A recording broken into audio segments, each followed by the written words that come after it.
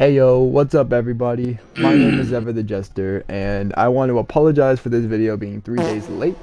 The week just kind of flew by, and I was doing so many things that were just so fun that I just completely forgot. But it's okay, we're here now. Let's get right into this type of video, because I hate long intros. These types of mods are either mods that could cause frame rate dropping, they could cause crash, they could cause everything that is not good, or even if you're an Xbox 360 fan, the Red Ring of Death, and even on the Scarlet, if that still happens. I don't know, I'm a PS4 player. But these are just mods in general that you really should be careful with, not even just PS4, but especially PS4, because these mods are broken. So, without further ado, let's get right into it. Stop staring at me. Okay, so here's what we're gonna do. I'm gonna start with mods that you should be careful with, but mods that are safe to install if you use them right. But these are also mods that you should be careful with because things could cause like crashes, frame rate drop if you don't use them correctly. And this is what I'm gonna be telling you. So the first three mods are gonna be mods that you should just be careful with, but they'll work if you use them right. The last two mods are mods I personally believe you should completely avoid, and mods that I have never had any luck with. I don't know what to do with them, and they've just caused a shit show for every playthrough I've been through. So I'm going to be just telling you about these types of mods first that you should be careful with, and the first one is population mods. Okay, population mods are mods that add a lot of civilians to each town. Now, why you should be careful with this is because it adds a certain amount of NPCs to your game, and if you have too many, it could cause a frame rate drop. Also, it could cause a crash depending on how many you have installed. I recommend you only have one installed, and I recommend you have one that has the least amount of settlers, because things like increased population, towns and settlements will add probably too many of them, and that will cause a crash, maybe a frame rate bug. If you, God forbid, you have a vampire attack or something with one of the other mods I reviewed, yeah, that's not going to go over well. Things like increased population militia, add-on, things like this. All of these mods are, once again, I'm not saying that you shouldn't download these types of mods, and as a matter of fact, I'm going to go over these mods soon enough. But for the meantime, I recommend you should stay with the mod that has a normal amount of NPCs and a mod that doesn't overdo it. Because if you have a town that's already populated a lot, like Solitude, Windhelm, things like this are not really going to help you in terms of frame rate. They're going to cause more frame rate dropping. The reason I say you should be careful with these types of mods is because they add the same amount of NPCs to each town. Specifically, a lot of them will add the same amount of NPCs to towns that are small to towns that are big. So if you want to add more people that live in Riverwood, you're going to get the same amount of people added to Windhelm, Solitude, Whiterun, and all the bigger cities, and you don't want that because that will cause a crash. So I recommend you use mods that are smaller, things like lightly populated settlements, as a means to just keep it low. You know, you don't want to have too many NPCs in one area, and that's just unknown. The reason I tell you to be careful with these is because certain mods that you may have, such as patrol mods and other things, could also conflict with these, and you really should be careful with them. So just be careful with population mods. You can definitely install them if you use them right. Just be careful with them. The next type of mod that you guys should be careful with are patrol mods and also encounter mods, because encounter zones will increase the chances of you running into a random encounter on the road. So if you have immersive patrols or any different type of patrol mods, these mods will actually blend in really well. Now the reason I say you should be careful with them is because if you have too many NPCs spawning at the same time, you could cause a crash just because of the encounter chance being too high. So you don't want that to happen, especially if you have, say, a Stormcloak patrol marching on an Imperial camp, but you have a Civil War patrol mod. There's a good chance that not only is the default or the vanilla patrol gonna have a war with them, but if you have mods like Civil War patrols, you're gonna have an additional amount of NPCs added to that battle, and although it will look cool, you may experience a frame rate drop, and I just don't recommend doing it. You can have it, because more than likely you will not cause a crash, even if there is a lot of NPCs in one area. But don't think that it's not gonna crash, because there's a small chance that it will. Just be careful with these types of mods, because you don't want to have too many NPCs in one area, like the last one. Alright, the third and most important type of mod that you really should be careful with are weather mods. Weather mods are so sensitive. It's as simple as this. If you have a darker night mod, things like more rain, more fog, more thunderstorms, if you have a weather mod installed, guarantee you it's gonna crash. Guarantee you you're gonna face some issues, lag a lot of the time, at least in my experience. Okay, enough ranting. How do you be careful with weather mods? How do you make them work? Okay, I recommend you only have one weather mod installed at all times. At all times. Never have multiple weather mods installed. You are not to have darker night mods, mods that change the weather, mods that affect the weather, mods that make things darker, mods that add fog, mods that add increased chance of a storm or rain or snow, anything like that. And even overhauls that make it look like it's a different season. You really should not have it, because these will conflict with that, because they're all changing one script, and that script is very specific. You really can't have anything else other than just the weather mod installed. And I recommend that you choose a good one, because if you don't like a weather mod, then just don't do it. Don't have it. Don't have it installed. But you're gonna have to choose one or the other. I'm sorry, but that's just the only way I've been able to figure things out.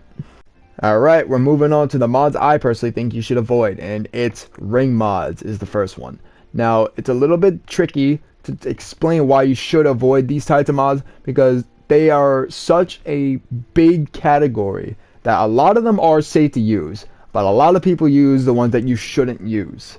Now, I'll give you an example. Things like werebear ring turn into a werebear. You would probably be okay. You'd probably be okay using this type of mod, and it's a ring mod. So why should you avoid these types of mods? I'm talking about mods, maybe like this one. OP ring golden weapon in Riverwood. Barrel to the right as soon as you enter Riverwood. Okay, here's a good example. A lot of these will give you a lot of health. Like god rings, I've seen them give a lot of health, and as soon as you take them off, you die. Like things like that, and you can't take them off. There's also mods that change the weather, where you equip a ring. I actually saw somebody on my stream say that he has a mod that allows him to change the weather with a ring. That is probably one of the, and I mean no offense, that is probably one of the worst mods you could have installed on your PS4, because not only do you have a mod that changes the script so drastically with the weather, but you also have a mod that changes it in a split second when you equip the ring. Now that is a bad mod you can have. That could probably cause crashing, that could cause lag, that could cause all kinds of bugs, corrupted save data too. That's one problem I had when I ever had any kind of mods like that installed, is corrupted save data. You really should be careful with that mod. And if it's working, don't touch it. Like, if it's working, don't touch it. Just don't install anything else involving the weather. But I'm surprised that it's working for you, if it is.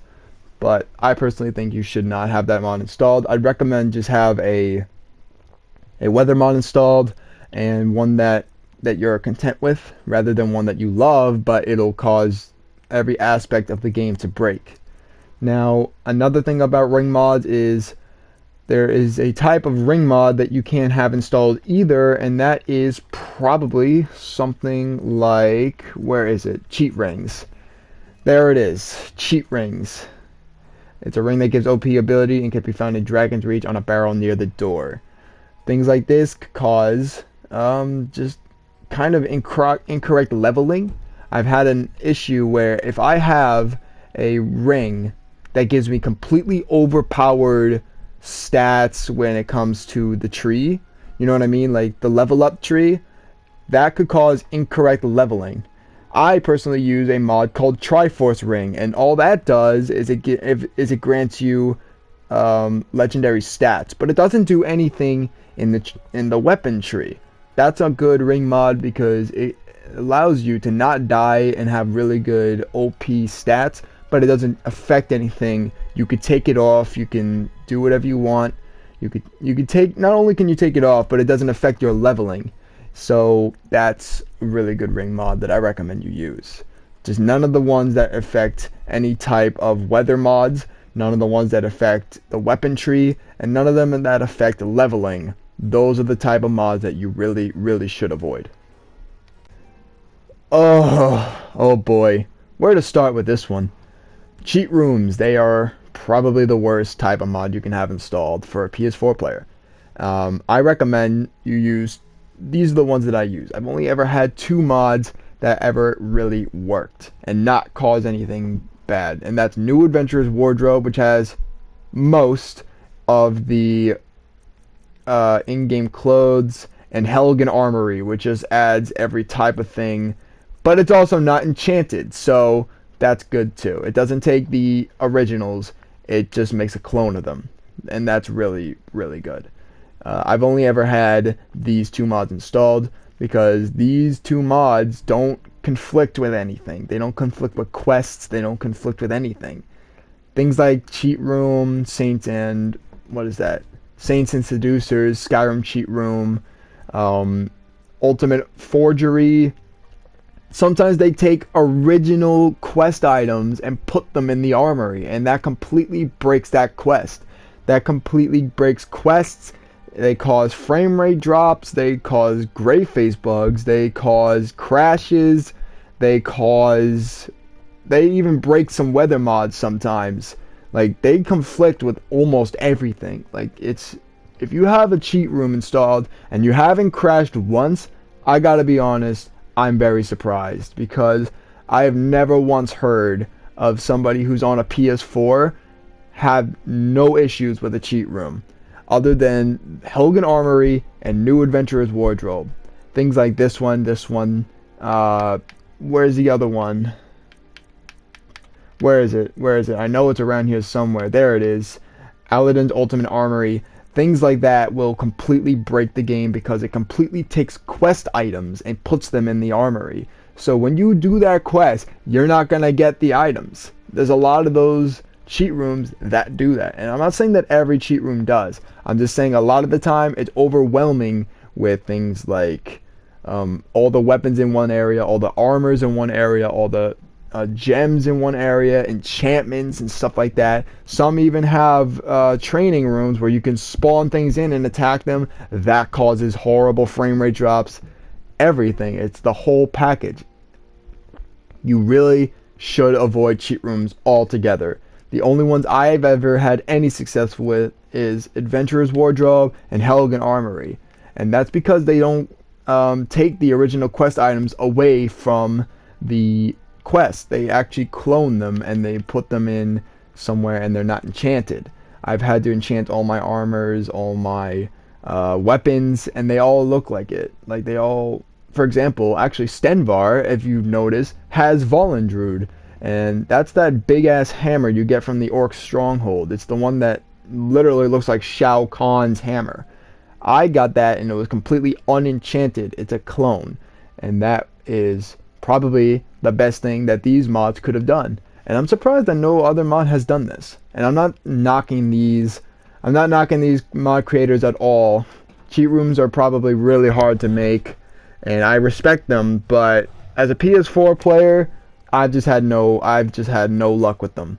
So I recommend that you avoid cheat rooms altogether, other than these 2 mods that I'm showing you right here. Thank you guys so much for watching.